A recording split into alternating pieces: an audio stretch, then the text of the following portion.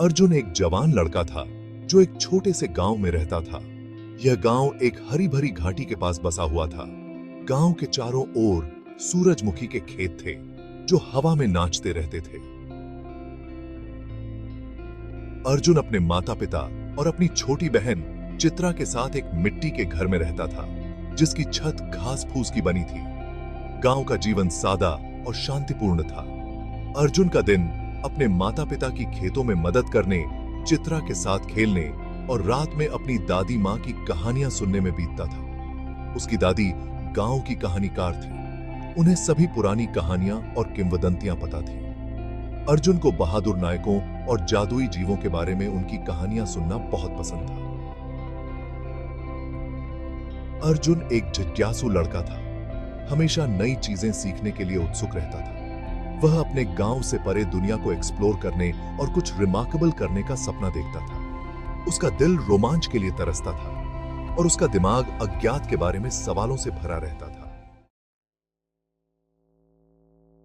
खेतों के पार, गांव के किनारे पर एक घना और रहस्यमय जंगल था।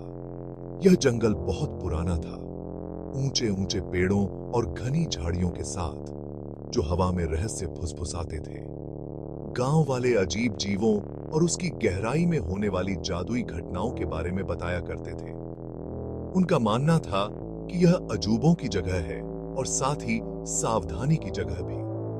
जंगल के रहस्यमय निवासियों और छिपे हुए खजानों के बारे में किंवदंतियां प्रचलित थीं। कुछ लोगों का कहना था कि यह बात करने वाले जानवरों द्वारा संरक्षित है, जबकि अन्य लोग एक जादुई शख्स के बारे में फुसफुसाते थे जो उसके बीचों बीच रहता है। पीढ़ियों से जंगल आकर्षण और भय दोनों का स्रोत रहा है। बड़े बुजुर्ग बच्चों को जंगल में ज्यादा दूर न जाने की चेतावनी देते थे। उनका कहना था कि वहां रास्ता भटकना आसान है और जंगल में ऐसे रहस्य छिपे हैं जिन्हें न छेड़ना ही बेहतर है। लेकिन अर्जुन रहस्य की ओर खींचा चला गया। जंगल की फुसफुसाहट ने उसे बेकन किया। किंवदंतियों के पीछे के सच को उजागर करने की उसकी इच्छा को और बढ़ा दिया। गर्मी की एक दोपहर, चित्रा के साथ भेड़ों की देखभाल करते समय अर्जुन ने चमकते नीले पंखों वाले एक रेयर पक्षी को जंगल के किनारे की ओर उड़ते हुए देखा। उसने पहले कभी इतना सुंदर पक्षी नहीं देखा था। मानो वह पक्षी उसे बुला रहा हो, उसे किसी रोमांच पर आमंत्रित कर रहा हो। अर्जुन का क्यूरियोसिटी उस पर हावी हो गया।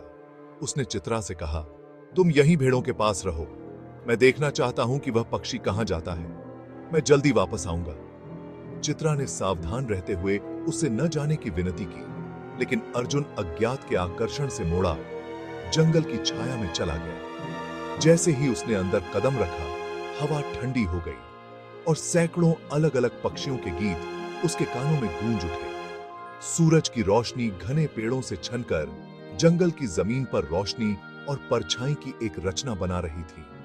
अर्जुन के अंदर एक्साइटमेंट की थ्रिल दौड़ गई। वह आखिरकार अपने सपनों की जगह को एक्सप्लोर कर रहा था।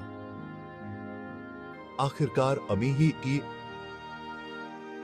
हमने ऊंटेर थी। Section 4, lost and found. Arjun नीले पक्षी का पीछा करता हुआ जंगल में गहराई तक चला गया।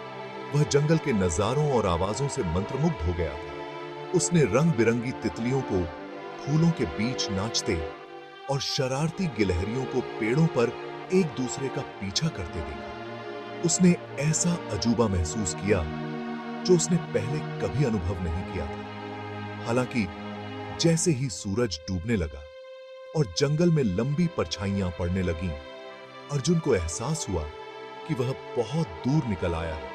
वह अब रास्ता नहीं पहचान पा रहा था और नीला पक्षी कहीं भी दिखाई नहीं दे रहा था। उसके अंदर घबराहट होने लगी। उसने चित्रा को पुकारा, लेकिन जवाब में उसकी ही आवाज की गूंज सुनाई दी। खोया हुआ और डरा हुआ अर्जुन एक विशाल बरगद के पेड़ के नीचे बैठ गया, जिसकी जड़ें उसके चारों ओर सुरक्षात्मक भुजाओं की तरफ फैली हुई थी। उसने महसूस किया कि उसकी आंखों में आंसू आ रहे हैं। उसे अपने परिवार, अपने घर और अपने गांव के परिचित आराम की याद आ रही थी। उसे काश उसने बड़ों की बात मान ली होती। Section 5 meeting Nimmu.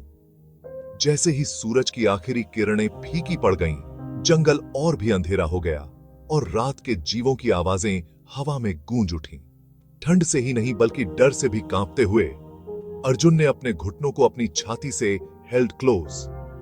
अचानक उसने एक कोमल आवाज को अपना नाम पुकारते हुए सुना, अर्जुन, अर्जुन।